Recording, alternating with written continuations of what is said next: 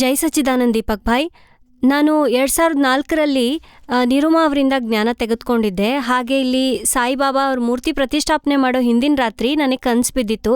ಅದು ನಿರುಮಾ ಅವರನ್ನು ಅವ್ರ ಸಮಾಧಿಯಿಂದ ಎಲ್ಲ ಆಪ್ತಪುತ್ರರು ಸೇರಿಕೊಂಡು ಸಾಯಿಬಾಬಾ ಅವರಿಗೆ ಧರಿಸಿರ್ತಾರಲ್ಲ ಮರೂನ್ ಕಲರ್ ಉಡುಪು, ಅದನ್ನು ನಿರುಮಾ ಅವ್ರಿಗೆ ತೊಡಿಸಿ ಸೋಫಾ ಮೇಲೆ ಕುಳ್ಳಿರಿಸ್ಕೊಂಡು ಕರ್ಕೊಂಡು ಬರ್ತಾಯಿದ್ರು. ಹಾಗೆ ಅಸೀಂ ಜೈ ಜೈಕಾರನ ಹೇಳ್ತಾಯಿದ್ರು. ಎಚ್ಚರವಾದ ಮೇಲೆ ನನ್ನ ಬುದ್ಧಿ ತೋರಿಸ್ತು, ನಿರುಮಾ ಯಾವತ್ತೂ ಕಲರ್ ಬಟ್ಟೆ ಧರಿಸ್ದವ್ರೆ ಅಲ್ಲ, ಯಾಕೆ ಸುಮ್ಮನೆ ಅವೆಲ್ಲ ವಿಚಾರ ಮಾಡೋದು ಅಂದ್ಕೊಂಡು ನಾನು ನಂತರ ಸಾಯಿಬಾಬಾ ಅವ್ರ ದರ್ಶನ ಮಾಡೋದಕ್ಕೆ ಹೋದಾಗ ತಕ್ಷಣ ನೆನಪಿಗೆ ಬಂತು, ಇದೇ ಉಡುಪನ್ನು ನಿರುಮಾ ಅವರಿಗೆ ತೊಡಿಸಿ ಆಪ್ತಪುತ್ರರು ಕರ್ಕೊಂಡು ಬರ್ತಿದ್ರು ಅಂತ. ಹಾಗೆ ನಾನು ಜ್ಞಾನ ತೆಗೆದುಕೊಂಡಾಗ್ಲಿಂದ ಬ್ರಹ್ಮಚರ್ಯ ಪಾಲಿಸ್ತಿದ್ದೀನಿ. ಹೀಗಿರುವಾಗ ಒಂದ್ಸಲ ಕನ್ಸಲ್ಲಿ ನಾನು ನನ್ನ ಫೈಲ್ ನಂಬರ್ 2 ಜೊತೆ ಮಾತಾಡ್ಕೊಂಡಿರುವಾಗ ಕನ್ಸಲ್ಲಿ ನನಗೆ ವಿಚಾರ ಬಂತು, ನಾನು ಸರಿಯಾಗಿ ಪಾಲಿಸ್ತಿದ್ದೀನೋ ಇಲ್ವೋ, ನನ್ನಿಂದ ಮನೆ ವಾತಾವರಣ ಹಾಳಾಗಿಲ್ಲ ಅಲ್ವಾ ಅಂತ ಅನುಮಾನ ಪಡ್ತಿರುವಾಗಲೇ ನಿರುಮಾ ನಾನು ಇಲ್ಲಿವರೆಗೆ ಬಂದರೂ ಹಾಗೆ ಹೇಳಿದ್ರು, ಬಾ ಈಗ ನನ್ನ ಬಳಿ ಬ್ರಹ್ಮಚರ್ಯದ ವಿಧಿ ಮಾಡ್ಕೋ ಅಂತ. ಆ ಸ್ವಪ್ನದಿಂದ ನನಗೆ ತುಂಬಾ ಆನಂದ ಉಂಟಾಯಿತು. ಇಷ್ಟೊಂದೆಲ್ಲ ದಾದಾ ದೇವಿ ಮಹಾತ್ಮರ ಬಗ್ಗೆ ಕಾಳಜಿ ತೆಗೆದುಕೊಂಡಿದ್ದಾರೆ. ಸಹಜವಾಗಿ ನಮಗೆ ಯಾವುದೇ ವಿಚಾರ ಉಂಟಾಗದೆ ಸಾಕು ಅಲ್ವಾ, ಸಹಾಯಕ್ಕೆ ಮುಂದಾಗ್ತಾರೆ. ನನಗೆ ಎಲ್ಲೇ ಮೋಕ್ಷ ದೊರೆತಂತಾಗಿದೆ. ಹೆಚ್ಚಿನವರು ಅನುಮಾನ ಪಡ್ತಾರೆ ಮೋಕ್ಷ ಸಿಗುತ್ತೋ ಇಲ್ವೋ ಅಂತ. ಮೋಕ್ಷ ಇಲ್ಲೇ ಇದೆ, ನನಗಂತೂ ತುಂಬಾ ಮೋಕ್ಷ ಸಿಗ್ತಾ ಇದೆ. ಜೈ ಸಚ್ಚಿದಾನಂದ್. ಸಂದೀಪ್ ಕೇಳ್ತಿದ್ದಾರೆ. ಅವರು ಹೇಳ್ತಾರೆ, ಹೆಚ್ಚಿನ ಮಹಾತ್ಮರು ನಿಯಮಿತವಾಗಿ 5 ಆಜ್ಞೆ ಪಾಲಿಸ್ತಾರೆ. ಅವರಲ್ಲಿ ಕೆಲವರಿಗೆ ನೇರ ಮೋಕ್ಷಕ್ಕೆ ಹೋಗ್ಬೇಕೆಂಬ ಅಂತ ಭಾವನೆ ಜೊತೆಗೆ ಇನ್ನು ಕೆಲವರಿಗೆ ಜಗತ್ ಕಲ್ಯಾಣದ ನಿಮಿತ್ತವಾಗಿ ಮೋಕ್ಷಕ್ಕೆ ಹೋಗಬೇಕು. ಕೆಲವರಿಗೆ ಕೊನೆಯವರೆಗೂ ದಾದಾ ನಿರುಮಾ ಅವರ ಜೊತೆಯಲ್ಲೇ ಇದ್ಕೊಂಡು ಜಗತ್ ಕಲ್ಯಾಣಕ್ಕಾಗಿ ನೈಮಿತಿಕ ಭಾವನೆಯಿಂದ ಸೇವೆ ಮಾಡಿ ಮೋಕ್ಷಕ್ಕೆ ಹೋಗ್ಬೇಕು. ಈ ಮೂವರಲ್ಲೂ ಡಿಸ್ಚಾರ್ಜ್ ಭಾವನೆ ಇದೆ. ಮುಂದಕ್ಕೆ ಬೇರೆಯಾಗಿ ಹೇಗೆ ಚಾರ್ಜ್ ಆಗುತ್ತೆ? ಅದೇನ್ ಬೇಕಾದರೂ ಆಗ್ಲಿ, ನಮ್ಮ ಕೆಲಸ ಏನು? ನೇರ ಹೋಗ್ಬೇಕಾದ್ರೆ ನೇರವಾಗಿ ಹೋಗಿ ಸೇವೆ ಮಾಡ್ತಾ ಹೋಗ್ಬೇಕಿದ್ರೆ ಹಾಗೇನೇ ಹೋಗಿ ದಾದಾ ಜೊತೆಯಲ್ಲಿ ಹೋಗ್ಬೇಕಿದ್ರೆ ಅಂತ ಭಾವನೆ ಇರಲಿ. ಬೇರೆಯವ್ರಿಗೇನ್ ಬೇಕಾದ್ರೂ ಆಗ್ಲಿ. ಅಯ್ಯೋ, ಮಾಡೋಕೆ ಸಮಸ್ಯೆ ಏನು? ಮೇಲೆ ಯಾರ ಅತ್ತೆಕೊಳ್ತಿಲ್ಲ ಬೇಗ ಮೋಕ್ಷಕ್ಕೆ, ನಮ್ಗಾಗಿ ಕಿಚಡಿ ಪಲ್ಯ ತಯಾರು ಮಾಡಿಟ್ಟಿದ್ದಾರೆ. ಲೋಕ ಜನರ ಕೆಲಸ ಮಾಡ್ತಾ ಹೋಗಿ, ಏನ್ ಸಮಸ್ಯೆ?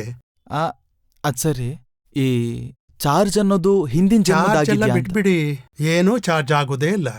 ಇವೆಲ್ಲ ಡಿಸ್ಚಾರ್ಜ್ನ ಭಾಗ. ಇಷ್ಟಂತೂ ನಾವು ತಿಳಿದುಕೊಳ್ಳೇಬೇಕು. ದಾದಾವರ ಭಾವನೆ ಏನಿದೆ ಹಾಗೇ ನಾವು ಇರಬೇಕು. ಅಷ್ಟು ಭಾಗ ಮಾತ್ರ ಚಾರ್ಜಿಂಗ್ ಭಾಗವಾಗಿದೆ. ಅದು ಮೋಕ್ಷಕ್ಕೆ ಸಹಾಯ ಮಾಡುವಂಥದ್ದು, ಸಂಸಾರದಲ್ಲಿ ಅಲೆದಾಡುವಂತೆ ಮಾಡೋದಲ್ಲ. ಅಂದ್ರೆ ನಮ್ಗೇನ್ ತೊಂದರೆ ಇದೆ? ದೀಪಕ್ ಭಾಯ್, ಮತ್ತೊಂದು ದೀಪಕ್ ಭಾಯ್, ಈ ರಕ್ಷಣೆ ಮಾಡ್ಕೊಳ್ಳೋ ಪ್ರಕೃತಿ ಏನಿದೆ ನಮ್ಮನ್ನ ನಾವು ಕಾಪಾಡೋದು. ಬೇರೆಯವ್ರು ಏನಾದ್ರು ಅಂದ್ರೆ ಕೂಡಲೇ ನಾವು ನಮ್ಮನ್ನ ರಕ್ಷಿಸ್ಕೊಳ್ಳೋದಕ್ಕೆ ಮುಂದಾಗ್ಬಿಡ್ತೀವಿ. ಇದರಿಂದ ಹೊರಬಂದು ನಿಮ್ಮೊಳಗೆ ಜಾಗೃತಿ ಇಟ್ಕೋಬೇಕು. ಆ ಕ್ಷಣದಲ್ಲಿ ಏನಾಗುತ್ತೆ ಅದಾಗತ್ತೆ. ಆಮೇಲೆ ಕಂಡ್ಕೊಳ್ಳಿ, ಕಸದ್ದು ಏನಾಯ್ತು, ಏನುಂಟಾಗಿದೆ. ನಾವು ಪ್ರಕೃತಿಯನ್ನು ರಕ್ಷಣೆ ಮಾಡಿದರೆ ಆತ್ಮಕ್ಕೆ ಎಷ್ಟು ನಷ್ಟವಾಗುತ್ತೆ ವಿವರವಾಗಿ ಅನಾಲಿಸಿಸ್ ಮಾಡಿ, ಆಮೇಲೆ ಪ್ರತಿಕ್ರಮಣ ಮಾಡಿ. ಎಲ್ಲರನ್ನ ನಿರ್ದೋಷಿ ನೋಡಿ. ಬುದ್ಧಿಯಿಂದ ಮಾಡಿದ ರಕ್ಷಣೆ ತಪ್ಪು, ಜಾಗೃತಿ ಇಟ್ಕೊಳ್ಳಿ. ಹೀಗ್ ಮಾಡಿದ್ರೆ ಬುದ್ಧಿ ಮುರಿಯುತ್ತೆ. ಜೈ ಸಚ್ಚಿದಾನಂದ್. ಧೀರು ಚೌಕಡಿ ಅಂತಾರೆ, ಮಾನ ತಗೋಬೇಕಿಲ್ಲ. ಆದ್ರೂ ಮಾನ ಇದೆ, ತೆಗಿಬೇಕಾದ್ರೆ ಏನ್ ಮಾಡಬೇಕು? ನಿರುಮಾ ಅವರು ಪ್ರಕೃತಿಯನ್ನು ವೀಕ್ಷಿಸ್ಬೇಕು. ಅಲ್ಲಿ ಅವರು ಹೇಳಿದ್ದಾರೆ, ಇಂಥ ಕಸಗಳು ನಮ್ಗೆ ಗೊತ್ತೇ ಆಗೋದಿಲ್ವಲ್ಲ. ಗೊತ್ತಾದ್ರೆ ನೀವು ನೋಡ್ಬೇಕು. ಮಾನ ಬೇಕಿಲ್ಲ ಅಂದ್ರೂ ಎಷ್ಟು ಬಾರಿ ಉಂಟಾಗತ್ತೆ, ಮಾನ ಬೇಕೆಂದು ಎಷ್ಟು ಬಾರಿ ಉಂಟಾಗತ್ತೆ. ಅದಲ್ದೆ ಯಾವಾಗ್ಲಾದ್ರೂ ಅಪಮಾನ ಉಂಟಾದಾಗ ನಿಮ್ಗೆಷ್ಟು ಕಳ್ಳವಳ ಆಗತ್ತೆ. ದೀಪಕ್ ಭಾಯ್, ನನ್ಗೆ ಹೇಗಂದ್ರೆ ಯಾವುದೊಂದು ವಿಧಾನದಿಂದಲೂ ಮಾನನ ತೆಗೆದುಕೊಳ್ಬೇಕು ಅಂತ ಅನ್ಸೋದಿಲ್ಲ. ದಾದಾ ಹೇಳಿದರೆ ಎಲ್ಲೂ ಮಾನನ ತೆಗೆದುಕೊಳ್ಳೋದಿಲ್ಲ ಅಂತ. ಆದ್ರೆ ಸೂಕ್ಷ್ಮದಲ್ಲಿ ಮಾನ ಇದ್ದೇ ಇದೆ. ಮಾನ ಬೇಡ ಅನ್ನೋದು ಒಂದ್ ರೀತಿ ಮಾನ ಇದ್ದಂಗೆ ಅಲ್ವಾ? ಅದನ್ನ ನೋಡಿ ನಿಧಾನವಾಗಿ ಅದು ಧೀರುನ ಮಾನ ಅಂದ್ಕೊಳ್ಳಿ. ಧೀರುಗೆ ಉಂಟಾಗ್ತಿದೆ ಅಂದ್ಕೊಂಡಾಗ ಅದು ಯಾವಾಗ್ಲೂ ಹೇಗೆ ಅಂದ್ರೆ, ಕಳ್ಳನಿಗೆ ನಾವು ಮಲ್ಗಿರುವಾಗ ಏನಾದ್ರೂ ಸದ್ದು ಉಂಟಾದ್ರೆ ತಕ್ಷಣ ನಾವು ಯಾರದು ಕಳ್ಳ ಕಳ್ಳ ಎಂದು ಜೋರಾಗಿ ಬೊಬ್ಬೆ ಹಾಕಿದಾಗ ಅದ್ಬಿಟ್ಟು ನೀವು ಅವನಿಗೆ ಇಲ್ಲಿ ಯಾಕಪ್ಪ ಬಂದಿದ್ದೀಯಾ, ಇಲ್ಲಿಂದ ಹೊರಟು ಹೋಗು ಅಂದ್ರೆ ಅವನು ಕೇಳ್ತಾನ? ಜೋರಾಗಿ ಗಲಾಟೆ ಮಾಡಿದ್ರೆ ಓಡಿ ಹೋಗ್ತಾನೆ. ಜಾಗೃತವಾಗಿರೋದು ಅಗತ್ಯ. ಮಾನ ಎದ್ದೇಳ್ದಾಗ ಪತ್ತೆ ಹಚ್ಚಬೇಕು. ಮತ್ತೆ ಬಂದಿದ್ಯಾ, ಯಾಕೆ ಗಲಾಟೆ ಮಾಡ್ತಿದ್ಯಾ? ಮಾನ ಬೇಕಿಲ್ಲ ಅಂತ ಹೇಳ್ತೀಯ, ಮಾನ ಹುಡುಕ್ತಾ ಇದ್ದೀಯಾ, ಅದನ್ನು ಕಂಡ್ಕೊಂಡಾಗ ಬಿದ್ದೋಗುತ್ತೆ. ಅರ್ಥವಾಯ್ತಲ್ಲ? ನನಗೆ ಪ್ರಾಥಮಿಕ ಶಾಲೆಯಲ್ಲಿ ಶಿಕ್ಷಕನ ನೌಕರಿ ಸಿಕ್ಕಿದೆ. ಅಲ್ಲಿನ ಮಕ್ಕಳಲ್ಲಿ ಯಾವ ರೀತಿ ದಾದಾವರ ಜ್ಞಾನದ ಪೋಷಣೆ ಸಿಗುವಂತೆ ಮಾಡಬೇಕು ಅವರೊಂದಿಗೆ ಹೇಗೆ ವ್ಯವಹರಿಸಬೇಕು ತಿಳಿಸ್ಕೊಡಿ. ಸಫಲತೆ ಪಡೆಯುವಂತೆ ಆಶೀರ್ವಾದ ನೀಡಿ. ಅವರಲ್ಲಿ ಶುದ್ಧಾತ್ಮ ನೋಡಬೇಕು. ಅವರಿಗೆ ಚೆನ್ನಾಗಿ ಪಾಠ ಕಲಿಸ್ಕೊಡ್ಬೇಕು. ನಂತರ ಎಕ್ಸ್ಟ್ರಾ ನಾವು ಸಂಬಳ ಎಷ್ಟು ತಗೋತೇವೆ ಮಕ್ಕಳಿಗೆ ಪಾಠ ಕಲಿಸೋಕ್ಕಾಗಿ? ಹಾ. ಜೋರು ಮಾಡೋದಕ್ಕೆ ಸಂಬಳ ಕೊಡ್ತಾರಾ? ಇಲ್ಲ ಇಲ್ಲ. ಕ್ರೋಧ ಮಾಡ್ಲು? ಹಾ. ಹಾಗಾದ್ರೆ ನಾವು ಸುಮ್ಮನೆ ಯಾಕಾಗಿ ರೇಗಾಡ್ಬೇಕು? ಕ್ರೋಧ ಮಾಡ್ಕೊಡ್ದು. ಮಕ್ಕಳು ಹೆಚ್ಚು ಕಡಿಮೆ ಕಲಿತಾರೆ, ಅವರನ್ನು ಜೋರು ಮಾಡಬಾರ್ದು. ಹಾ. ಅವರಿಗೆ ಹೇಳಿಕೊಡ್ಬೇಕು 10 ನಿಮಿಷ ದಾದಾ ಭಗವಾನ್ ರಾಸ್ಯಂ ಜೈ ಜೈಕಾರ ಮಾಡಿ ಅಂತ. ಅವರೆಲ್ಲರ ಜೈ ಸಚ್ಚಿದಾನಂದ. ಸಮ್ಮತಿ ಇದ್ರೆ ಮಾತ್ರ, ಸ್ಕೂಲ್ನವರು ಒಪ್ಪುದಾದ್ರೆ ಮಾತ್ರ. ಹಾ. ಹಾಗ್ ಮಾಡಿ ನಾವು ಕಲ್ಮೋ ಹೇಳ್ಕೊಡಿ. ದಾದಾ ಭಗವಾನ್ ಎನ್ನೋ ಶಬ್ದ ಉಪಯೋಗಿಸ್ಲು ಒಪ್ತಿದ್ರೆ ಹೇ ಭಗವಾನ್ ಎಂದು ಪ್ರಾರ್ಥನೆ ಹೇಳಿ. ಹಾ. ಸ್ಕೂಲಲ್ಲಿ ಇಂತೆಲ್ಲ ಪ್ರಾರ್ಥನೆಗಳು ಆಗುತ್ತವೆ ಅಲ್ಲ, ಹಾ. ಶುದ್ಧಾತ್ಮ ಪ್ರಾರ್ಥನೆ ಎಲ್ಲ. ಮತ್ತೆ ಮನವಚನ ಕಾಯಿಂದ ಯಾರಿಗೂ ದುಃಖ ಕೊಡಬಾರ್ದು. ಹಾ. ಪ್ರತಿನಿತ್ಯ ಪ್ರತಿಕ್ರಮಣ ಮಾಡಲು ಕಲಿಸಿ. 3 ವಸ್ತು ಕಲಿಸಿದ್ರೆ ಶುದ್ಧಾತ್ಮ ಪ್ರಾರ್ಥನೆ, ನವಕಲಂಗಳು, ಯಾರಿಗೂ ದುಃಖ ಕೊಡಬಾರ್ದು, ಪ್ರತಿಕ್ರಮಣ, ದಾದಾ ಭಗವಾನ್ ರಾಸ್ಯಂ ಜೈ ಜಯಕಾರದ ಜೊತೆಗೆ ಓದಿ. ಹಾ. ಮಕ್ಕಳಿಗೆ ಸಂಸ್ಕಾರ ನೀವು ಕೊಡ್ಬೇಕಾಗಿಲ್ಲ. ದಾದಾವರ ಕೃಪೆಯಿಂದ ಮಕ್ಕಳು ಪ್ರಗತಿ ಆಗ್ತಾರೆ. ಹಾ. ಅರ್ಥ ಓಕೆ ಆಯ್ತಾ? ದಾದಾ.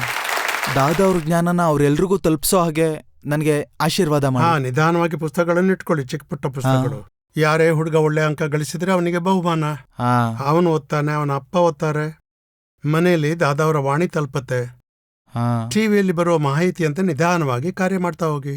ಹಾ. ಬಹಳಷ್ಟು ಮಂದಿಗೆ ಹೇಳಿದ್ಮೇಲೆ ನೋಡ್ತಾ ಇದ್ದಾರೆ. ಪ್ರತಿನಿತ್ಯ ರಾತ್ರಿ ದೀಪಕ್ ಭಾಯ್ ಹಾಗೂ ನಿರುಮ ಅವರ ಕಾರ್ಯಕ್ರಮಗಳನ್ನ ನಮ್ಮ ಮಮ್ಮಿ ಪಾಪ ಕೂಡ ನೋಡ್ತಾ ಇದ್ದಾರೆ. ಒಂದಿನ ಮಕ್ಕಳಿಗೆ ಟ್ರಿಪ್ ಅನ್ನು ಆಯೋಜಿಸಿ ತ್ರಿಬಂಧರ ತೋರಿಸಲು ಬನ್ನಿ, ಎಲ್ರೂ ಬಹಳ ಹೋಗೋಣ ದೂರ ಅಂತ. ಆಗುತ್ತೆ.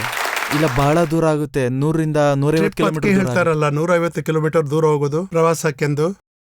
ಪ್ರವಾಸ ಮಾಡ್ಲು ಪ್ರವಾಸ. ರವಿವಾರದ ದಿನ ಸ್ಕೂಲ್ ಬಸ್ನಲ್ಲೇ ಎಲ್ಲರನ್ನು ಕರೆದುಕೊಂಡು ಬನ್ನಿ. ಹಾ. ಆಯ್ತು. ಜೈ ಹೀಗೆ ಸಚ್ಚಿದಾನಂದ. ಆಯೋಜಿಸಬೇಕು. ನಮ್ಮ ಭಾವನೆ ಇದೆಯಲ್ಲ, ಎಲ್ಲ ಮಕ್ಕಳು ಭಗವಂತನ ದರ್ಶನ ಮಾಡಬೇಕು ಅಂತ. ರಮೇಶ್ ಜಾನಿ, ಜೀವಂತ ಜ್ಞಾನಿ ಪುರುಷರ ನಿಧಿಧ್ಯಾಸ ಮಾಡಬೇಕು. ಹಾಗಿದ್ರೆ ಈಗ ನಿರುಮ ಬದಲಿಗೆ ನಿಮ್ಮ ನಿಧಿಧ್ಯಾಸ ಮಾಡಬೇಕೆ, ಅಥವಾ ಸೂಕ್ಷ್ಮ ರೂಪದಲ್ಲಿ ನಿರುಮ ಇಲ್ಲೇ ಇದ್ದಾರೆ ಎಂದು ಭಾವಿಸಿಕೊಂಡು ಮುಂದುವರಿಸಬೇಕೆ? ಎಲ್ಲಿದ್ದೀರಾ? ನಿರುಮ ಅವರು ದರ್ಶನ ಮಾಡಿದಿರಲ್ಲ, ಹಾಗಿದ್ರೆ ನಿಶ್ಚಿಂತೆಯಿಂದ ಇರಿ. ದಾದಾವ್ರದ್ದು ಮಾಡಿದ್ರೆ ಎಲ್ಲ ಇಲ್ಲೇ ಇದ್ದಾರೆ. ಸಿಮಂದರ್ ಸ್ವಾಮಿ ಕೂಡ ಇಲ್ಲೇ ಇದ್ದಾರೆ. ಆಯ್ತು. ನಮ್ಗೆ ಯಾವುದು ಫಿಟ್ ಆಗುತ್ತಲ್ಲ ಅದು ನಮ್ಗೆ ಉಪಯುಕ್ತ. ಅದ್ ಸರಿ. ಜೈ ಹಾ, ಸಚ್ಚಿದಾನಂದ. ಅಷ್ಟರ ಮಟ್ಟಿಗೆ ಹಾಟ್ಲೈನ್ ಸಂಪರ್ಕ ನಡೀತಲೇ ಇರುತ್ತೆ. ಹ್ಮ್. ಅರ್ಥವಾಯ್ತಲ್ಲ? ಬ್ರಹ್ಮಾಂಡದೊಳಗಿದ್ರೆ ಎಲ್ರೂ ಜೀವಂತಾನೆ. ಅದ್ ಸರಿ. ನೀವು ಭೇಟಿಯಾಗಿದ್ದೀರಿ, ಡಬಲ್ ಜೀವನ. ಜೈ ಸಚ್ಚಿದಾನಂದ. ಮುರ್ಜಿ ಭಾಯ್, ಜಾಮ್ನಗರ್. ಚರಣವಿದ್ಯೆ ಪುಸ್ತಕದಲ್ಲಿ ದೇವತೆಗಳ ಆವನೆಯ ಕೊನೆಯಲ್ಲಿ ಮಂತ್ರವಿದೆಯಲ್ಲ, ಓಂ ರೀಂ ದಾದಾ ಭಗವಾನ್ ಸರ್ವಜ್ಞ ಶರಣಂ ಗಚ್ಚಾಮಿ. ಅದರಲ್ಲಿ ರಿಮ್ನ ಅರ್ಥವನ್ನು ದಯಮಾಡಿ ತಿಳಿಸಿ. ಅದರಲ್ಲಿ ಹ್ರೀಂ ಎನ್ನುವುದು. ಹಾ, ಅದು ಅರ್ಥವಾಯ್ತು. ಹಾ. ರಿಮ್ ಅಂದ್ರೆ ಮೂಲ ಅರ್ಹಂತ್ ಎಂಬ ಶಬ್ದವನ್ನು ಶಾರ್ಟ್ ಫಾರ್ಮ್ ಮಾಡಿದ್ದಾರೆ. ಸರಿ ಸರಿ. ಓಂ ಅಂದ್ರೆ ಪಂಚಪರಮೇಷ್ಠಿ ಹಾಗೂ ಪಂಚಪರಮೇಷ್ಠಿ. ಅರ್ಹಂತ್ ಭಗವಾನ್ ಎನ್ನುವ ಶಬ್ದವನ್ನು ರಿಮ್ ಮಾಡಿದ್ದಾರೆ. ಇವೆಲ್ಲ ಅಕ್ಷರಗಳು ಏನಿವೆ ಅವುಗಳಿಂದ ವೈಬ್ರೇಷನ್ಸ್ ಉಂಟಾಗಿ ಶರೀರದಲ್ಲಿ ಶುಭ ಪರಮಾಣು ಆವರಿಸಿ ಕೆಟ್ಟದೆಲ್ಲ ಹೊರಟು ಹೋಗುತ್ತೆ. ಅಂದ್ರೆ ನಾವು ಅರ್ಥ ಭಾವಾರ್ಥದಲ್ಲಿ ಬೀಳದಿದ್ರೆ ಒಳ್ಳೇದು. ನಾವು ರೊಟ್ಟಿಯೊಂದಿಗೆ ಜೈ ಟಪ್ ಟಪ್ ಸಚ್ಚಿದಾನಂದ. ಅಂತ ಕೆಲಸ ಮಾಡ್ಬೇಕು. ಹಾ. ಟಪ್ ಅಂದ್ರೆ ರೊಟ್ಟಿ ರೊಟ್ಟಿಯೊಂದಿಗೆ. ಟಪ್ ಟಪ್ ಇಂದ ಜೈ ಏನಾಗ್ಬೇಕು? ಸಚ್ಚಿದಾನಂದ್. ಜೈ ಸಚ್ಚಿದಾನಂದ್ ದೀಪಕ್ ಭಾಯ್. ಜೈ ಸಚ್ಚಿದಾನಂದ. ನಾನು ಸರ್ವಿಸ್ ಮಾಡ್ತಿದ್ದೇನೆ. ನಾನು ಕೆಲ್ಸದ ಸಮಯದಲ್ಲಿ ದಾದಾ ಭಗವಾನ್ನ ಆಸಿಂ ಜೈಕಾರನ್ನ ಮನ್ಸಲ್ಲೇ ಹೇಳ್ತಾ ಇರ್ತೀನಿ. ಹಾಗೂ ಆ ಸಮಯದಲ್ಲಿ ನಮ್ಮ ಎದುರುಗಿರೋರ್ನ ಶುದ್ಧಾತ್ಮ ಅಂತ ನೋಡ್ಬೇಕು ಅಥವಾ ಏನ್ ಮಾಡ್ಬೇಕು? ನೋಡ್ಬೇಕು, ಶುದ್ಧಾತ್ಮ ನೋಡ್ಬೇಕು. ಇಲ್ಲಿ ಪ್ರಶ್ನೆ ಕೇಳುವ ಅಗತ್ಯನೇ ಇಲ್ಲ. ಯಾರಾದ್ರೂ ಕೇಳಿದ್ರೆ ನೀವು ಅವರನ್ನು ಶುದ್ಧಾತ್ಮ ಯಾಕೆ ನೋಡ್ತೀರಾ? ಆಗ ನಾವು ಯೋಚಿಸ್ಬೇಕಾಗತ್ತೆ. ಇಲ್ಲ ಇಲ್ಲ, ಅದು ಹಾಗಲ್ಲ. ಅದು ಶುದ್ಧಾತ್ಮ ಸರಿಯಾಗಿ ನೋಡ್ಬೇಕು, ನಿರ್ದೋಷಿ ನೋಡ್ಬೇಕು. ಅರ್ಥವಾಯ್ತಲ್ಲ? ಹಾ. ಇವರು ಯಾರು, ಹೇಗಿದ್ದಾರೆ ಅದೆಲ್ಲ ನೋಡಬಾರ್ದು. ಶುದ್ಧಾತ್ಮ ನೋಡ್ಬೇಕು, ಮತ್ತೆ ನಿರ್ದೋಷಿ ನೋಡ್ಬೇಕು. ಹೇಗ್ ಮಾಡ್ತಾರೆ, ಯಾಕೆ ಮಾಡ್ತಾರೆ ಅದೆಲ್ಲ ನೋಡ್ಬಾರ್ದು. ಜೆ.ಟಿ. ಶಾ, ಲಿಂಬಡಿ, ನಿರುಮಾ ಅವರಿಂದ ಜ್ಞಾನ ಪಡ್ಕೊಂಡಿದ್ದೀನಿ. ಹಿಂದೆ ಮಾಡಿದ ಪ್ರತಿ ತಪ್ಪುಗಳ ಪ್ರತಿಕ್ರಮಣ ಮಾಡಬೇಕಾದ್ರೆ, ಸಣ್ಣ ಸಣ್ಣ ಪ್ರಸಂಗಗಳು ನೆನಪಿಗೆ ಬಾರದೆ ಹೋದ್ರೆ ಆಗ ಜನರಲ್ ಪ್ರತಿಕ್ರಮಣ ನಡೀತಾ. ಮೊದಲಿಗೆ ಸಚ್ಚಿದಾನಂದ. ವಿವರವಾಗಿ ನೆನಪಿಸ್ಕೊಳ್ಳಿ. ಎಷ್ಟು ನೆನ್ಪಿದೆ ಅಷ್ಟು ಮಾಡ್ಕೋಬೇಕು. ನಂತರ ಉಳ್ದದನ್ನ ಸಣ್ಣ ಮಾಡ್ಬೇಕು. ಸಣ್ಣ ಪ್ರಸಂಗಗಳು ನೆನಪು ದೊಡ್ಡದರ ಬಗ್ಗೆ ಮಾಡಿ. ನೀವು ದೊಡ್ಡವುಗಳಿಂದ ಬಂಧಿತರಾಗ್ತೀರಾ, ಸಣ್ಣವುಗಳು ಹೊರಟೋಗುತ್ತೆ. ಸಣ್ಣವುಗಳು ನೋಡಿ ಹೋಗುತ್ತೆ. ದೊಡ್ಡವುಗಳಿಗಾಗಿ ಪ್ರತಿಕ್ರಮಣ ಮಾಡಿ. ದೊಡ್ಡವುಗಳಿಗೆ ಪ್ರತಿಕ್ರಮಣ ಮಾಡಿ. ಯಾರಿಗಾದ್ರೂ ದುಃಖ ಕೊಟ್ಟಿದ್ರೆ, ಪತ್ನಿಗೆ, ಮಕ್ಕಳಿಗೆ, ಅಪ್ಪ ಅಮ್ಮನಿಗೆ, ಅಣ್ಣ ತಂಗಿಯರಿಗೆ, ಅಕ್ಕಪಕ್ಕದವರಿಗೆ, ಸ್ಕೂಲ್, ಕಾಲೇಜ್, ವ್ಯಾಪಾರ, ನೌಕರಿಯಲ್ಲಿ ಒಂದೊಂದು ಪ್ರಸಂಗ ನೆನಪಿಸ್ಕೊಳ್ಳಿ, ಎಲ್ಲ ಕಾಣಿಸುತ್ತೆ. ಸಣ್ಣದು ಕಾಣದೇ ಹೋದ್ರೂ ದೊಡ್ಡದನ್ನು ಸ್ವಚ್ಛಗೊಳಿಸಿದಾಗ ಸಣ್ಣದು ಸಿಕ್ಕಿಬಿಡುತ್ತವೆ, ಸ್ವಚ್ಛಗೊಳ್ಳುತ್ತವೆ. ನಿಧಾನವಾಗಿ ಮುಂದೆ ಸಾಗಿ. ಸರಿ. ಶುದ್ಧಾತ್ಮ ಖಾತೆಯಲ್ಲಿ ಸಂಪಾದನೆ ಜಮೆ ಮಾಡಬೇಕು ಅಂದ್ರೆ ಏನು?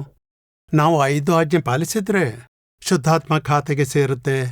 ಸತ್ಸಂಗಕ್ಕೆ ಓಡ್ಕೊಂಡು ಬಂದ್ರೆ ಶುದ್ಧಾತ್ಮ ಖಾತೆಯಲ್ಲಿ ಜಮೆ ಆಗತ್ತೆ. ನಿಮ್ಮ ಊರಿನಲ್ಲಿ ಸತ್ಸಂಗ ನಡೆಯುತ್ತಾ? ಇಲ್ಲ, ಸತ್ಸಂಗ ಏನು ಸೇರ್ಕೊಂಡು ಶುರು ನಡೆಯೋದಿಲ್ಲ. ಮಾಡಿ. ಲಿಂಬಡಿಯಿಂದ ಬಹಳಷ್ಟು ಜನ ಬಂದಿದ್ದಾರೆ. ಸೇರ್ಕೊಂಡು ಶುರು ಮಾಡಿ. ನಮ್ ಊರ್ ದೂರ ಲಿಂಬಡಿ, ಸೌರಾಷ್ಟ್ರ ಭಗವಾನ್ ಲಿಂಬಡಿ ಅಕ್ಕಪಕ್ಕ ಯಾರಿದ್ದಾರೆ ಹುಡ್ಕೊಳ್ಳಿ. ನಿಮ್ಮ ಊರಿನವರು ಕೈ ಎತ್ತಿದ್ದಾರೆ. 2 ಸಿಕ್ಬಿಟ್ಟಿದ್ದಾರೆ. ದಾದಾ ಹೇಳ್ತಾರೆ 2 ಮಹಾತ್ಮರು ಸತ್ಸಂಗ ನಡೆಸಿದ್ರೆ ನೀವು ಬರ್ಬೇಕಲ್ಲಿಗೆ. ದಾದಾ ಭಗವಾನ್ ಇದ್ದಾರೆ, ನಿರುಮ ಇದ್ದಾರೆ. ಎಷ್ಟು ದೊಡ್ಡ ಗುಂಪಾಗ್ಬಿಡುತ್ತೆ. ನೀವು ಮನೆಯಲ್ಲಿ ದಾದಾ ನಿರುಮಾರ ವಿಸಿಡಿ ಹಾಕ್ಬೇಕು.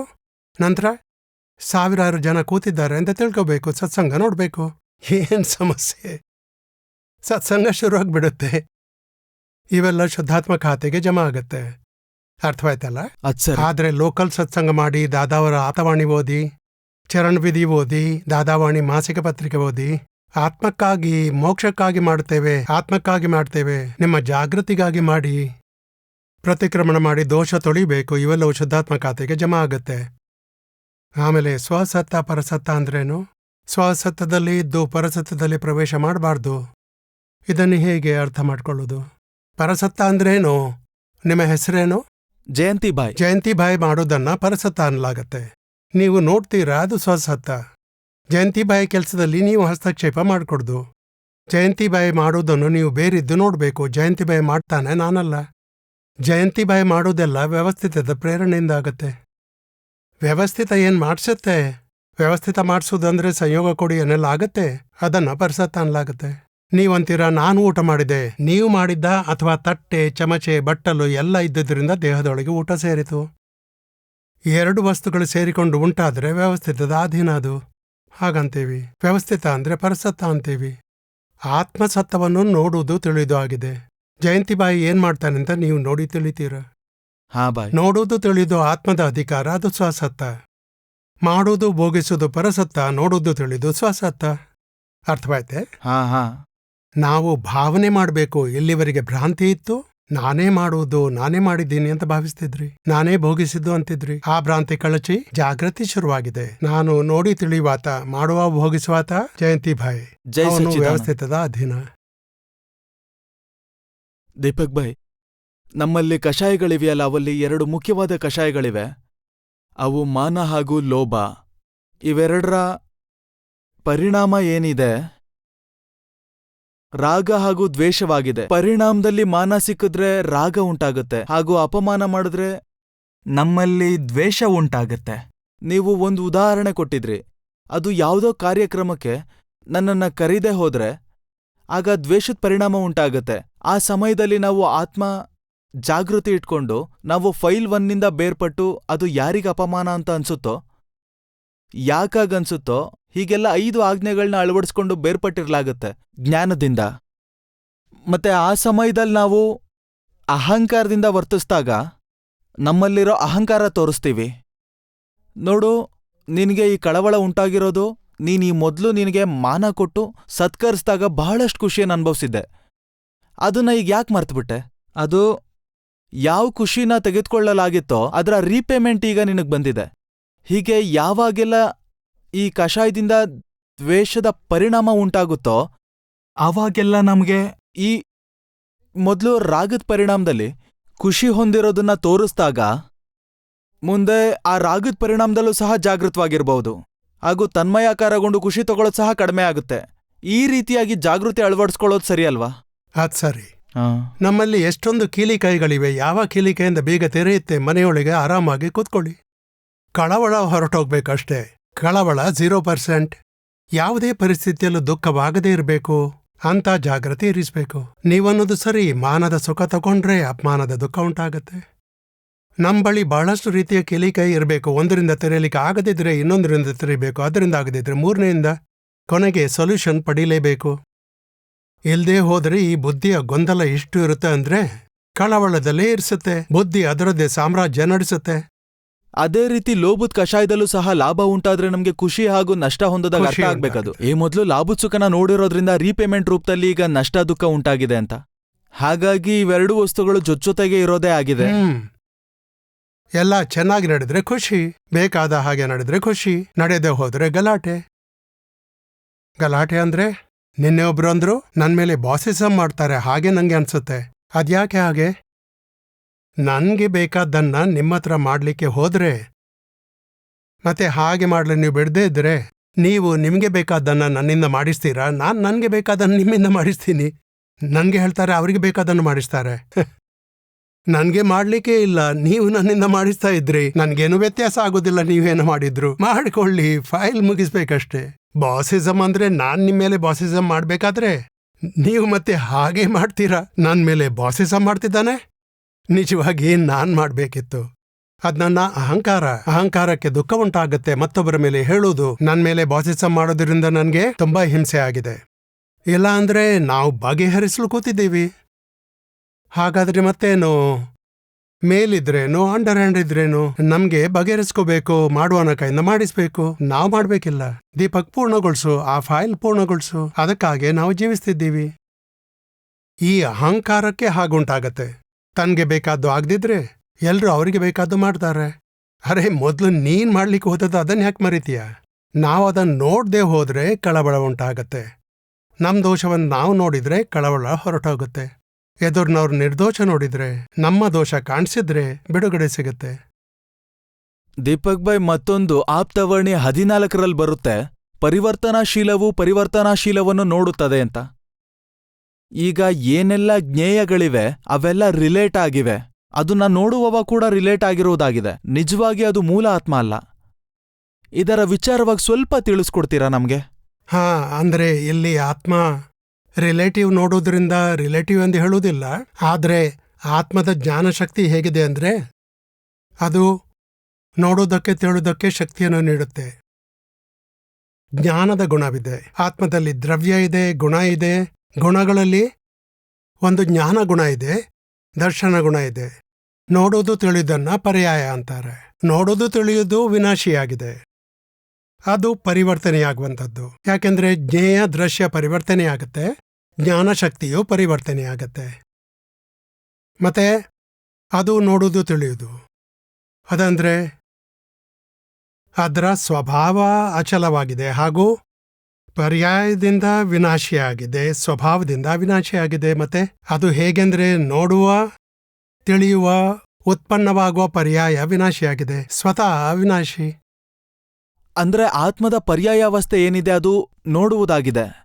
ಅಲ್ಲ, ಜ್ಞಾನ ಗುಣ ನೋಡುವುದಾಗಿದೆ. ಪರ್ಯಾಯ ಅವಸ್ಥೆ ಯಾವುದ್ರದ್ದು? ಗುಣದ್ದು. ಗುಣದಿಂದ ನೋಡುವುದಾಗಿದೆ. ನೋಡುವುದು ತಿಳಿಯುವುದು ಗುಣ ಅಂದ್ರೆ ಅವಸ್ಥೆ ಅಂತಾರೆ, ಗುಣದ ಅವಸ್ಥೆ ಅಂತಾರೆ. ಹೇಗೆ ಚಿನ್ನದಲ್ಲಿ ಬಗ್ಗಿಸಬಹುದಾದ ಗುಣವಿದೆ, ಬಗ್ಗಿಸಬಹುದಾದ ಗುಣದಿಂದಾಗಿ ನಂತರ ಅವಸ್ಥೆ ಉತ್ಪನ್ನವಾಗುತ್ತೆ, ಬಳೆ, ಉಂಗುರ. ಈ ನೋಡುವ ತಿಳಿಯುವ ಗುಣದಿಂದಾಗಿ ಅಂದ್ರೆ ಜ್ಞಾನ ದರ್ಶನ ಗುಣದಿಂದ ನೋಡುವ ತಿಳಿಯುವ ಅವಸ್ಥೆ ಉಂಟಾಗತ್ತೆ. ವಸ್ತು ಪರಿವರ್ತನಶೀಲವಾದ್ದರಿಂದ ಮಾವು ಎದುರು ಬಂದ್ರೆ ಮಾವು ನೋಡುತ್ತೆ, ಸೇಬು ಎದುರು ಬಂದ್ರೆ ಸೇಬು ನೋಡುತ್ತೆ. ಸೇಬು ಹೊರಟು ಹೋಗಿ ಮೆಣಸಿನಕಾಯಿ ಎದುರಿಗೆ ಬಂದ್ರೆ ಮೆಣಸಿನಕಾಯಿ ನೋಡುತ್ತೆ. ಏನು ಎದುರಿಗೆ ಬರುತ್ತೆ ಅಂದ್ರೆ ಬರುವಾಗ ಉತ್ಪನ್ನದ ಅವಸ್ಥೆ, ವಿಯೋಗವಾದಾಗ ವಿನಾಶವಾಗತ್ತೆ. ಮತ್ತೊಂದು ಸಂಯೋಗ ಎದುರಿಗೆ ಬಂದ್ರೆ ಇನ್ನೊಂದು ಅವಸ್ಥೆ.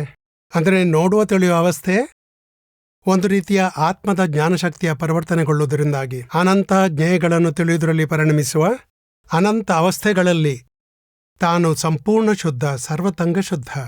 ಪರಿವರ್ತನೆಯೂ ಜ್ಞಾನದಲ್ಲಿ ಉಂಟಾಗತ್ತೆ, ದ್ರವ್ಯದಲ್ಲಿ ಅಲ್ಲ, ಗುಣದಲ್ಲಿ ಉಂಟಾಗತ್ತೆ.